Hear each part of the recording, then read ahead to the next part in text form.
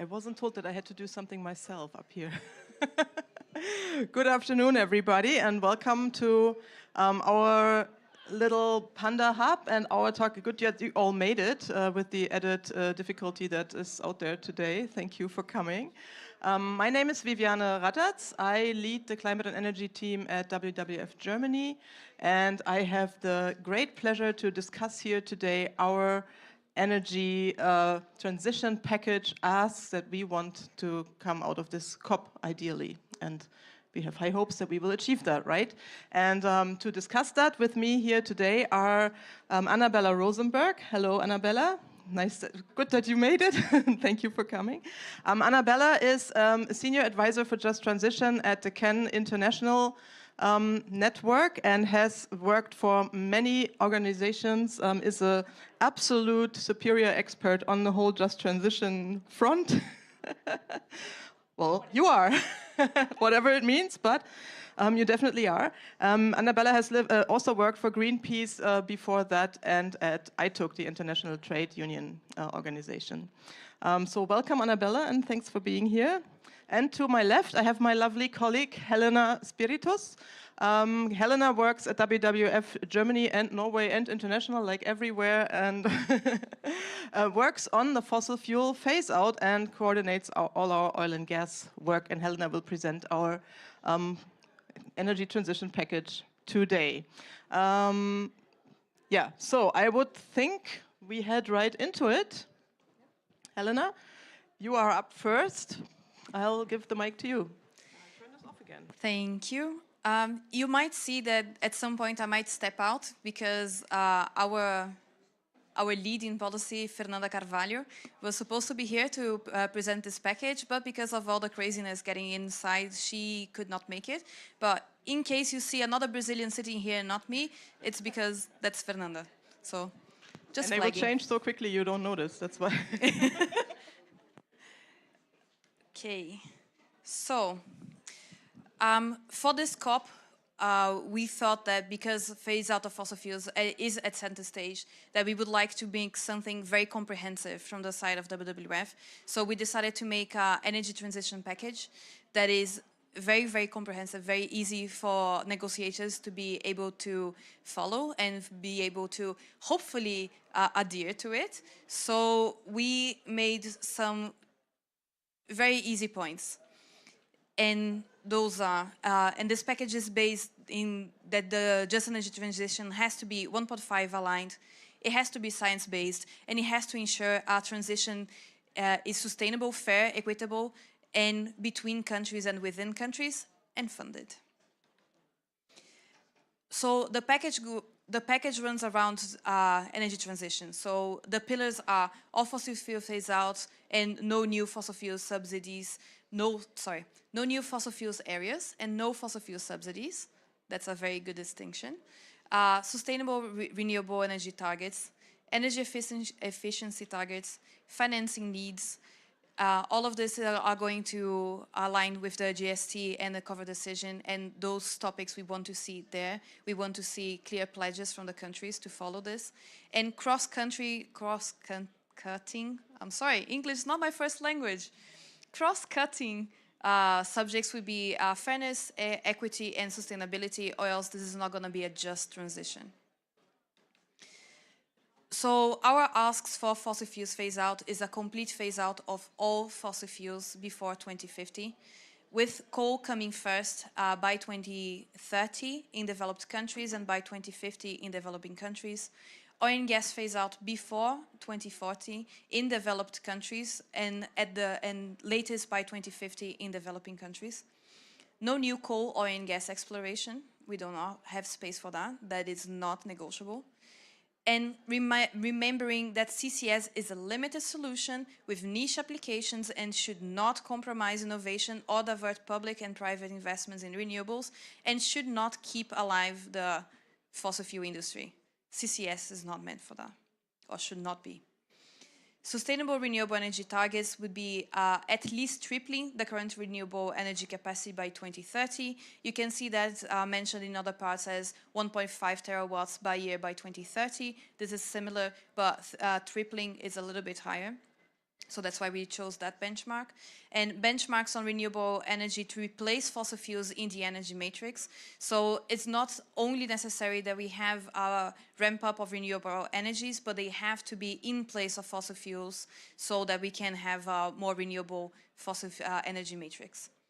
And reach 100% sustainable renewable energy well before 2050, focusing on wind and solar, which are the renewable energies that we have that have less impact in people and nature.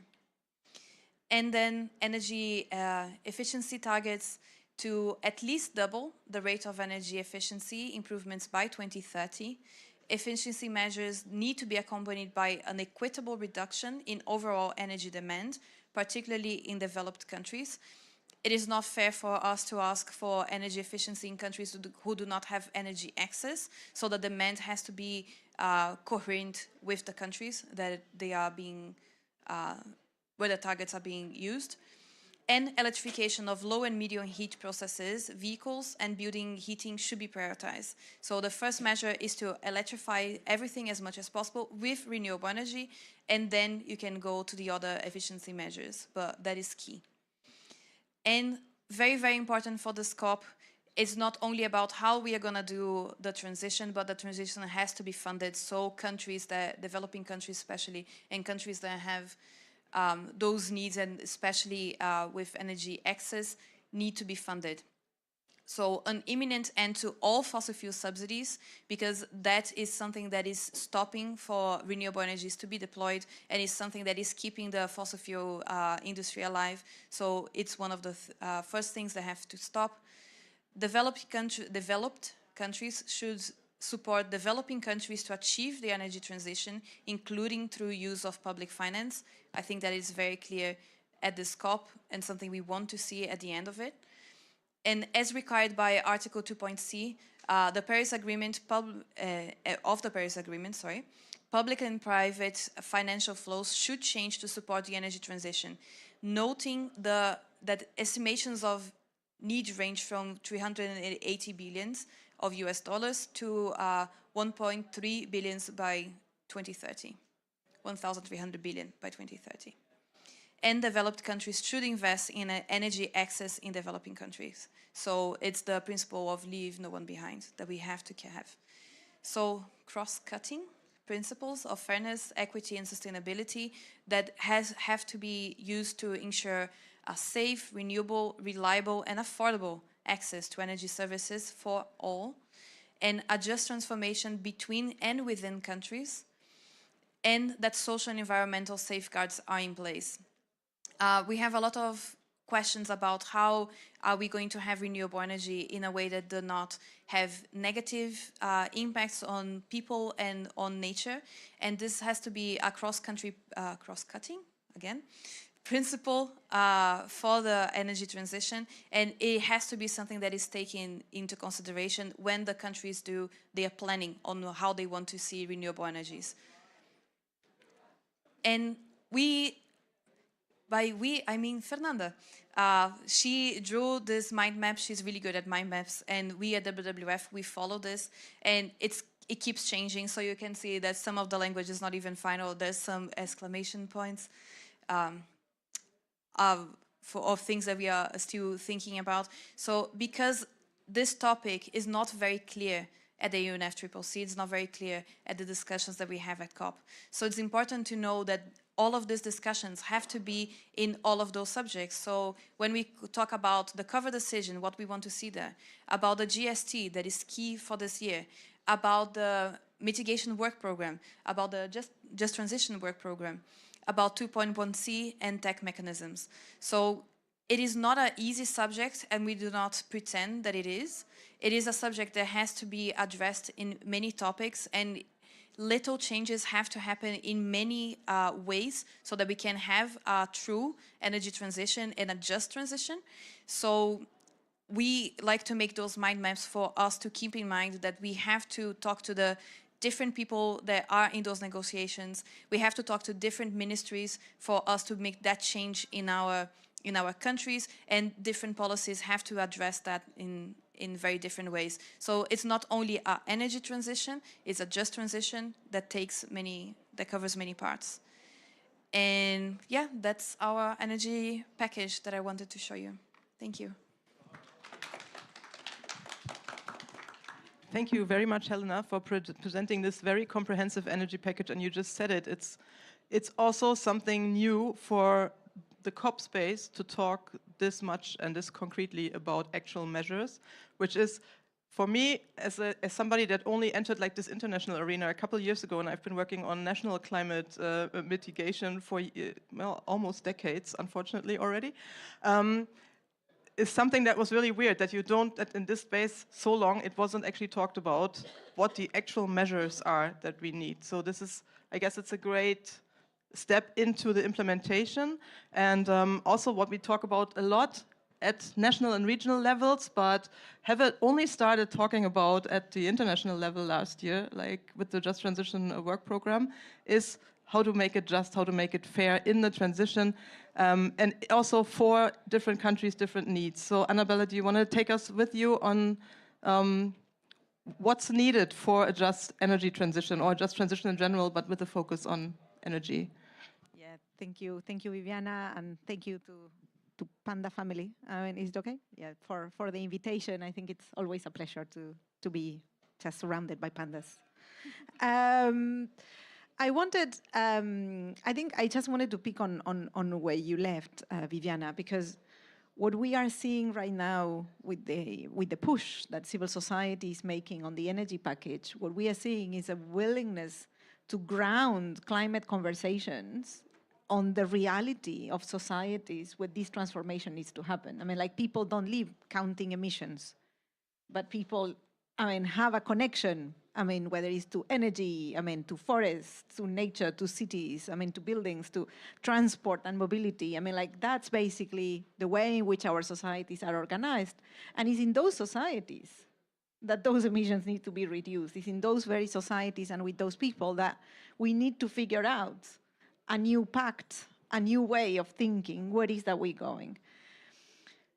And you were pointing out the fact that at the national level, we could also say even at the local level, is where we are observing, and we have been observing for a long time already, the tensions between these different, sometimes competing priorities that we have in our societies. Because climate policy is not happening in a vacuum.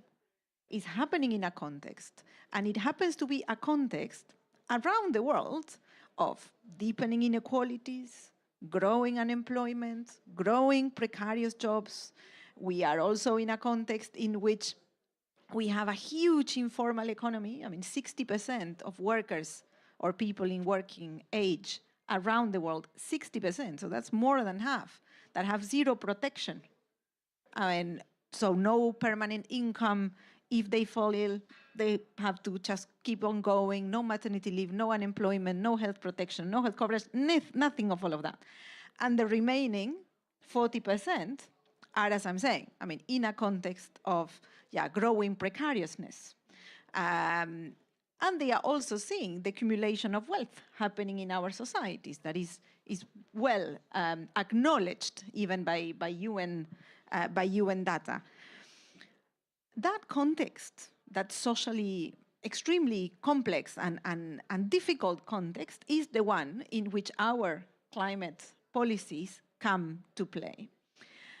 And we have been working, I've been, as you were saying, I've been working on this just transition issue for quite some time, probably more than 20 years, more than I should have, probably.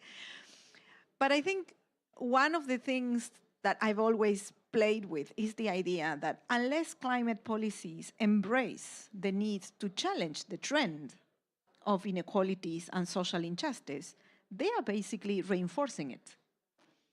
I mean, so we are, with our energy push, whether it renewable energy pushes or phase out of fossil fuels, but we could also apply this to our all sort of fights, the transformation of the agricultural system, all the areas in which we need to act to stop climate change. All of them have an impact on society. So unless we're really committed to make it fair, the outcome is unfair. So I would like to start from there, because sometimes I mean, I think the environmental movement has done a lot of work in trying to figure out why some of the things that we are asking with so much passion and with so much research are not being picked up and are not moving forward. And I think many times it's a mix of our own power in society and how much we are able to bring people with us, but also the fear, and sometimes I would say justified fear by people. I mean, that basically the impact of those policies on them is going to be disproportionate and it's probably unfair that they are being asked to be the ones sacrificing part of their income, their jobs, I mean, for protecting an environment in which we know the responsibilities are sitting somewhere else. So these conversations are heavily political and very intense at the domestic and national level. They basically, governments have been thrown out because they have tried to remove fossil fuel subsidies or because we have tried to stop some form of exploration in Panama right now. I mean, like we are seeing a massive mobilization that led to a referendum against mining, for example, but called by people. Again, I mean, like these are things that are complex and societies need to come to a new consensus about how we build the future. And one of the trends that we have been observing over the past few years since the Paris Agreement and also many of these social unrest expressions related to what we could think is ill-designed climate policy, because climate policy doesn't need to be like that. What we are seeing is that more and more actors and decision makers are starting to pick on this language of justice, just transition, just transformation. I invite you to have a look at how many events are referring to that concept in this COP, and we are in well above the hundreds of events touching on just transition. So on the one side, we are observing this trend. Today, we cannot really speak about or talk about climate change without referring somehow to fairness. But on the other side, we are doing it in a way that is not really, I would say, consistent. And it's in a way that basically allows everyone to pick and choose which element of justice or fairness they want to refer to. And this is, I think, an area in which the United Nations come in. There was the first UN Secretary General that said that the role of the UN is not necessarily to make heaven on earth, but to prevent hell in the planet. And I think, so a lot of the UN work is also about setting up minimums. And I will talk also about setting up the maximum, like the expectations. But there is also something, and you were referring to that, Elena, in your presentation, which is about securing like the basic rights. We are talking here about workers' rights, about gender, indigenous peoples' rights. We are talking here about human rights more broadly. And what does it mean to respect those in the process of transition? And we are also talking about inclusion. I mean, what does it mean to involve people, communities, when we are thinking about those reforms at different levels? So we think, and we have this opening with this newly created Just Transition work program that was agreed in Sharm el-Sheikh last year, but only with a title. And we have to define some key elements of its content here in Dubai. We have there an opportunity to start building those foundations so that those elements are not forgotten when implementation comes. But on the other side, I think we are also here to send signals about the direction of travel for our climate regime. And what we know is that a climate regime that keeps ignoring this context in which climate action needs to happen is one that is just heading to a wall or lying to itself. And this is probably what we have been in for many, many years. I mean, talking about emissions without never referring to fossil fuels, without never talking about energy, without never talking about the actual sectors that are the ones responsible for the emissions and the climate chaos in which we are, and the corporations behind those emissions as well. So I think like we are in an interesting moment of truth, of starting to put a name on the actual sources and also start to figuring out what the transition looks like. As you were saying, between countries, there is a dimension of equity because we have countries that today have been in a division of labor in which the only thing they can do is export commodities. So what is their exit strategy for them? And I'm not necessarily talking about the Emirates of the world or countries that have accumulated a lot of wealth that will have a lot of challenges to transition. But I'm also talking about the Gabons of the world, the Nigerias of the world, the Venezuelas of the world, and even Bolivias of the world. So countries that we might not think are the biggest exporters, but for whom the income that comes from the exports of fossil fuels made a huge part of their budget, a state budget. The one which they pay teachers, the one that pays health systems, including poor systems. So there is an element about which capacity do these countries have to phase out that needs to come into the conversation, and which is the element of international cooperation that needs to be thought for supporting that exit of the fossil fuel industry there. In some countries, and we have been saying that we need to phase out all fossil fuels with coal going first, but in some countries like South Africa, a single worker in a coal mine covers for 6 people. I mean, it's living on one income. So we're talking here about a scale of the change, and we have more than 1 million people working directly in those coal mines. So we're talking about a scale of transformation that I don't think we have taken into account. And the reaction sometimes in this space, I'm going to close with that for the time being, and then we can probably take some questions and discuss a little bit.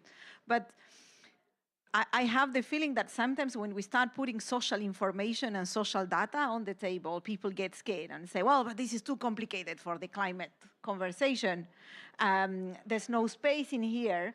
We should just probably share best practice and let's keep it there because this is too complicated. We are not the experts. And that's true. I mean, the experts of social issues are not necessarily here. But I think the signal from the climate regime when it does that is we do not care. We do not care about you, worker, about you, women employed in the hotel sector in a city that depends on people doing business with the fossil fuel and will lose the job because there will be no hotel and no nothing. I mean, when this whole thing shuts down, we don't really care about you that are going to pay probably 3 times the price of energy because we have given these companies the possibility to grow new capacity, but with no affordability. So the message that the regime sends is we do not care. It's too complicated. So we need to change that. And I think it's our responsibility as well, as part of the, let's say, historical actors of this environmental cause, to say if we are real about going there where we need to go, we need to bring this social justice element on board, and we need to do it yesterday. And I think that is the conversation that we're trying to have in the Just Transition World Program. Thank you, Annabella. That's your applause. Oh, I just, you want to go and just do it right away. I have 2 questions for you. You said the UN space is some space where we can set criteria and make sure, it is not going to be hell. So all countries are somehow accountable to some kind of criteria. Could you spell out some of these criteria again? That would be my first question. And I was also reminded, the discussion we had here before was also about, that's an aspect that you touched as well. There are countries that are living off oil very well, but they still have a very diversified economy, so they are the ones that could get off it quicker than others that are actually totally dependent on their income. So that would be also an interesting, what is the pathway to diversify economies? Because this is basically what we see at the national level, but also at the very regional impacts. That's always the problem to diversify, right? So I've done some just transition work on coal mining in Germany. That's the point. You really need diversified economies, no matter at what scale. So how can we set pathways on that diversification, countries on that diversification pathway? And then a third aspect I wanted to bring in, because we've discussed a little bit like this last year, and there's something like the whole transition for many countries is transitioning away from something they're dependent on and they have lived, and that's actually for all of you the question, they have lived off for a long time, but then there is also countries that are not actually needing to transition, that need to, you know, not take the wrong routes. So, and this is something like if you, I mean, if you arrive in Dubai, you don't think like that they have to transition, like they've only built this up in the last couple of decades, and they have to transition a lot away from the type of infrastructures that are built here as well. So it's a very like fast roller coaster, but there's many countries, when we talk about energy access, you have to actually build up infrastructures massively, and they don't have to be the wrong ones. So that's the other part that we don't talk about much when we talk about just transition, because we talk often about those that have to transition away from something. So that would be, I would like your reflections, both of yours, on these subjects. And I saw somebody cheering in the back there, so maybe you want to come in, Darrell? Okay. You want to start? Yeah, and I can also start. I forgot, I got the message that Fernanda is on her way, so I don't know what that means, but maybe we will see her. So we have an audition. Sorry, I just drank water and it went on the wrong pipe. But sorry, just to start, you two said something that I wish you never say it again. You two working for decades on this industry is a badge of honor and nothing that you have to say sorry about. So thank you for opening the door, and please never say that again. Moving on, that's why we talk about electrification as well, because it's the key. It's first to have energy access, but having energy access in a good way, and not with an industry that is not going to bring you the benefits, and much on the opposite, is going to bring impacts in nature and impacts in so many social impacts. So one of the things about energy access and about electrification is about that. And how do you have clean cooking? How do you have things that you do not take the wrong turn, but that you begin in the right way? So I don't know if that was clear on the package, but that was the intent around it. And then, Darrell, if you would like to add, please, that would be great. If you cannot see because you're on the camera, Darrell sitting here, he will get the microphone in a minute. And so there's many studies about how this transition should happen and about the timing of it, because we are not asking for a transition now.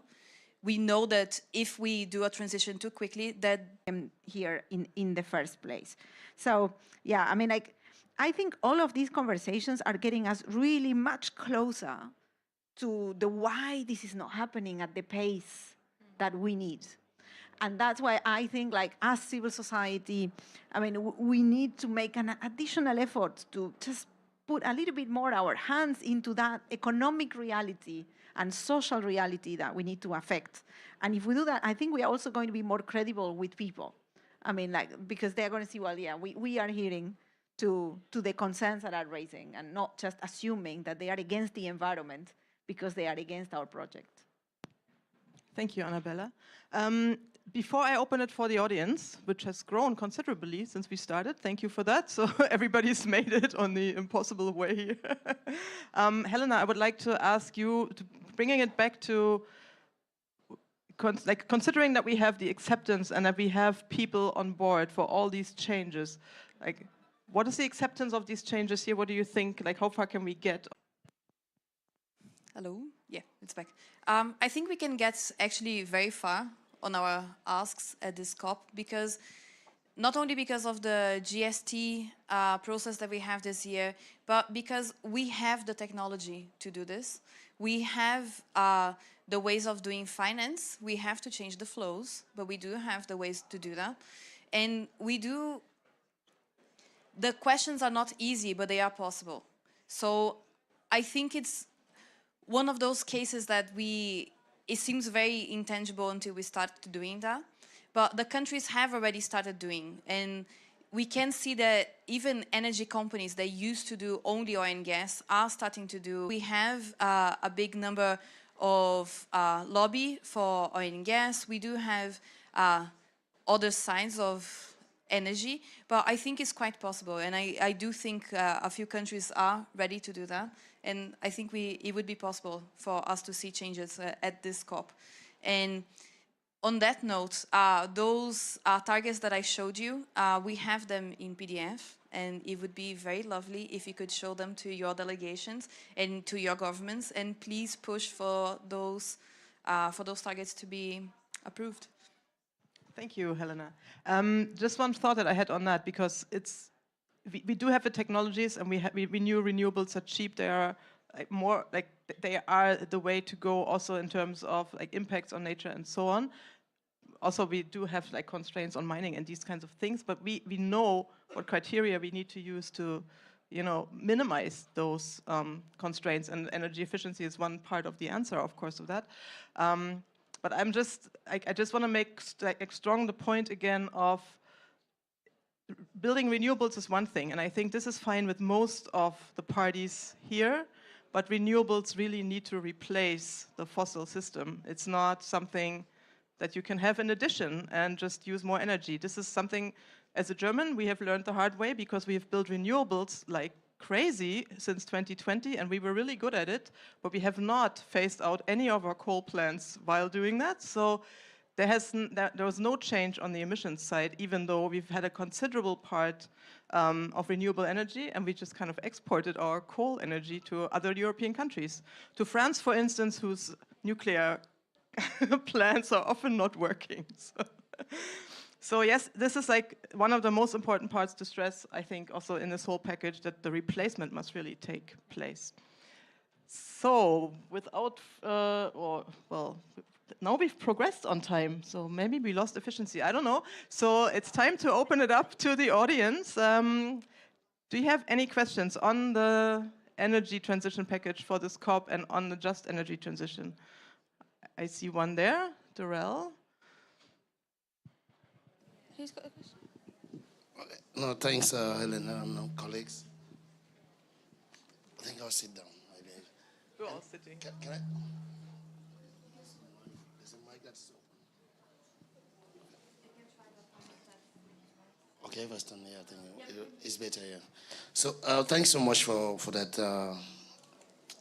This site event, I think, is quite enriching. I followed because this is something I've been having my headache around it since WWF. I work for WWF as well, so but I work from the Global South, and I think some of those questions were quite provocative and they were quite in line with my thinking and our thinking from the African continent. Is how do we ensure energy transition in the continent where 650 million people are without electricity? And even if you put renewable energy as that energy source to light homes, what will you do about heating and cooling? You need the hospitals, the clinics, the district hospitals, they need to have energy to cool the vaccines for children who are sick. So when I put all this together, I'm like, okay, how do I tell my government that you need to transition? And you're transitioning from what to what? Where are you now? We don't even have energy access. So I like the question when you talk, what should be the right pathway, right? And one of the things we've been trying to put in Africa is like, okay, let's talk about the opportunities of leapfrogging. If you have to leapfrog into the renewable, because you are not transitioning from zero, right? So we have to leapfrog, because that is the way the world would be in the next 30, 40 years. It will be defined by renewable energy, it will be defined by these new energy sources. So it's better you start doing it now than trying to build your economy around this fossil fuel. But at the same time, African countries are all endowed with gas. What is the place of gas in this discussion? I mean, now, take me out of WWF, right? I'm not resigning yet, but take me out of WWF. What is the place of gas? What should I tell Senegal? That you have gas, you can't exploit it because it will contribute to emissions. What will I tell Mozambique? So, and these are the discussions that colleagues in those offices like Mozambique have to deal with every day. Right. So I want to know how do we try to nuance all this discussion and make sure that we don't lose sight that we need to phase out that fossil fuel is dangerous for climate, and that but at the same time also bringing in the whole development question. How do we ensure development? How do we ensure that we increase access for those who don't have energy? But thanks very much for this. I think it was great. Should I go first? Thank you so much for the question and for putting that in perspective. And just saying, like, I also come from the Global South, and I hear you, I know. And that's the thing, we're not pretending that it is an easy question and an easy solution, because it's not. And ideally, gas has no space on the energy transition because of the opening of new areas and because of all of the impacts that come with it, and also because of the extended impacts that it's going to have on the people and on the climate. But we do know that the energy access, it is a big deal. And I know more examples from my country, from Brazil, that indigenous communities, for example, have got access to solar panels, and that has really changed the reality, because it's off-grid energy. Because that's the other question, is about not only about the energy that you produce, but about the grid. So it's about those assets that you need for you to be able to distribute energy. And one of the problems with that I see from the gas industry is not only that you're gonna be creating stranded assets, because you're gonna have to put a grid, you're gonna have to put a whole system that for you to try to take gas that is going to be stranded in the next few years, because it's not gonna be useful anymore, it's not gonna be there anymore with the down of the industry. But the other thing that I find super complicated, especially in the African continent, is that international companies going to Africa to explore gas that is not going to be used in Africa. So gas for export, that is a huge deal. And all of the money coming from that industry that is not going to stay in Africa. And more than that, with the job creations, for example, I don't know, to those who don't know this, and this is Fernanda, my doppelganger that we were talking about before. Thank you for joining. What I find really complicated is that, sorry, what I was saying. Before you even start, before you even start a project, you have to have an environmental impact assessment on what this project is going to be. And in that assessment, you have to say how many jobs is going to be created because of that project and what are going to be the impacts.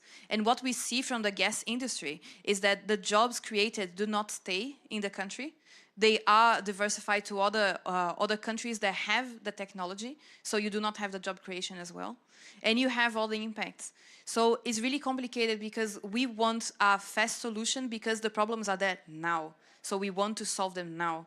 But by putting an industry that is going to have not only impacts in the now, but impacts in the future, I don't see that as the solution that we would like to see. Ideally, that's not the future that we would like to see. So it is definitely not an easy solution. And there are a lot of projects as well, a lot of studies that I've seen about how much the governments actually have to put in investments before those foreign countries, those foreign industries come to your country, and that you do not see the back of that money.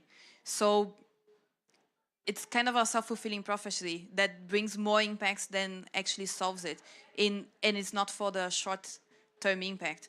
So unfortunately, I do not have a solution, but I can see that it's a definitely flawed industry, and that if you can steer out of it, that would be better.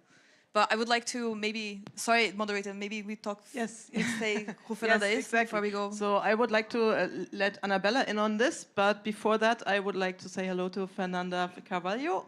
Thanks, Fernanda, that you made it through this impossible way to get here. We are in the questioning round already. Oh, good. Good. And the question we now had is, what do we tell African countries that want to go into the fossil business? Because that's the question colleagues of ours get every day. This has been a sure and safe bank for decades for all other countries. Why shouldn't we do it? So, and I would give you some more time to rest and let Annabella go first. you prefer, Fernanda. Bem-vinda. I can just give some ammunition and get Fernanda to land in the place. I wanted to complement a little bit what Helena was saying with looking at gas maybe from a different perspective. Because we know gas in Africa, to a certain extent in Latin America, is not about energy. It's about currency. This is not about securing like energy access. We know this is a foreign investment that the countries, and this is not for local jobs. This is not that. And that's why the whole replace gas with renewables doesn't work, because it's not about energy. It is about currency. It is about development. It's about what countries, the currencies they need to fund, to pay for their debt, for infrastructure, which is the other thing that you have to pay in dollars. So infrastructures in your country. And probably the third, we need to figure, it's a mix maybe of different things that you use currency for. And if I'm saying this is because unless we start talking about that, we are just giving the wrong, we are off topic with the gas conversation in developing countries. My punchlines, let's say, on the gas conversation with some African colleagues, but it was also the case in Argentina, goes to how little stays in the country, including the benefits, from those exports, how little stays. Because the contracts that have to be signed with the companies that invest in gas are from another age. What actually is staying in those countries for public budgets to benefit from these exports is minimal. And there are records of this over the years of how little is actually stays. The other thing is what Elena already mentioned, which is the price tag for those investments. Because a lot of the infrastructure that needs to be built to move gas around needs to be paid by public budgets.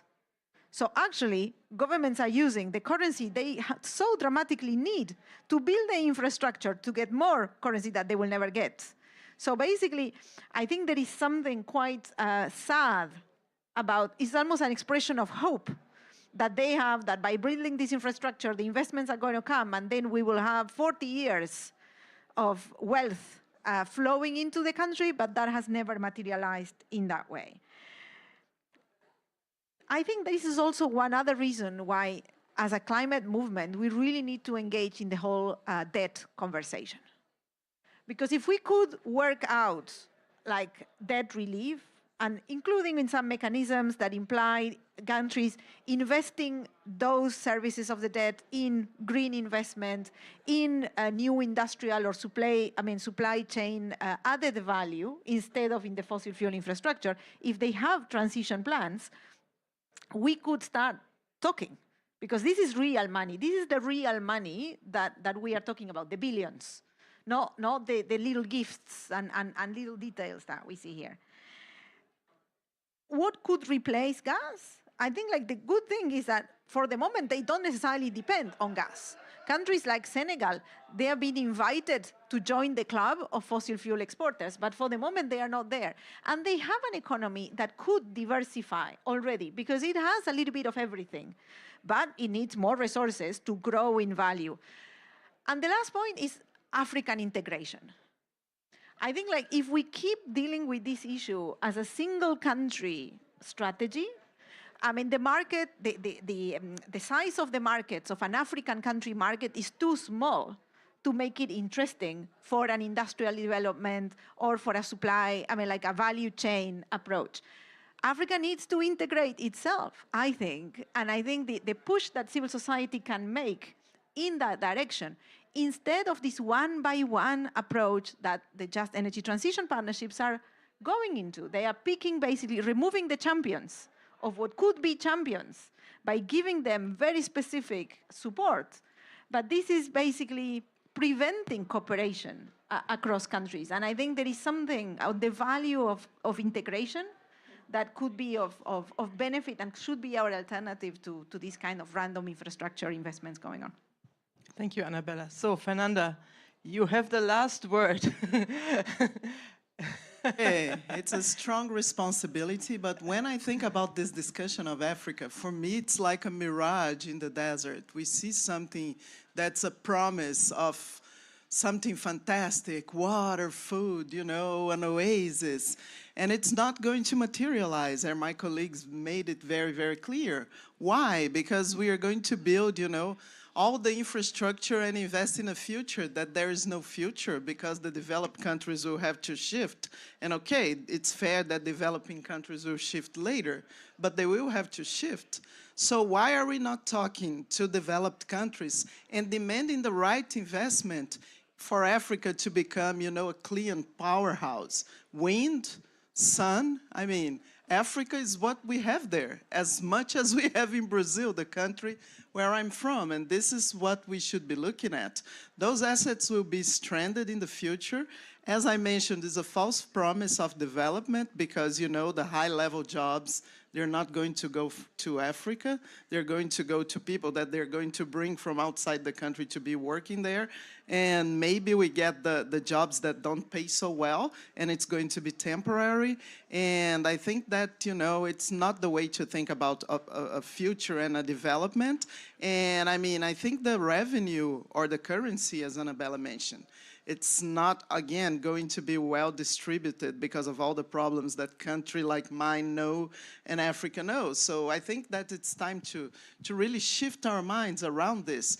It's easy. No, if it was easy, we would have already done it. But it's something we'll have to go through. And something that I also wanted to bring to the discussion is that we see this movement to see, like, who is going to be selling the last barrel of oil in the market, and I don't want Africa to be into this trap and into this conversation. That's my perspective. I know it might sound simplistic, and I know it's not easy. I'm assuming we're asking for something that's really, really hard and demands a societal shift, movement, a monumental shift, but we need to do it. Thank you. We have run out of time, but I would like to, Fernanda, just get your perspective of this wonderful energy transition package that we've worked on and put forward.